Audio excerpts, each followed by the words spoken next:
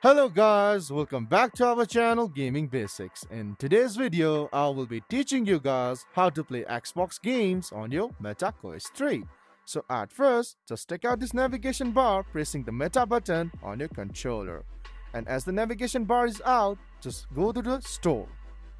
And as you open the store, search for this app.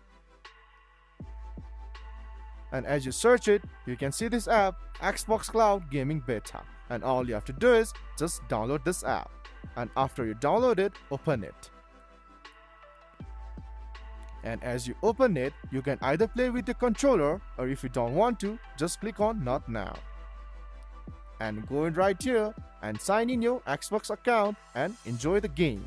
So guys, that's how you play Xbox games on your MetaQuest 3.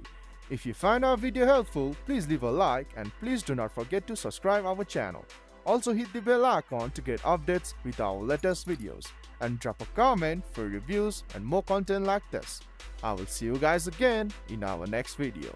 Thank you for watching.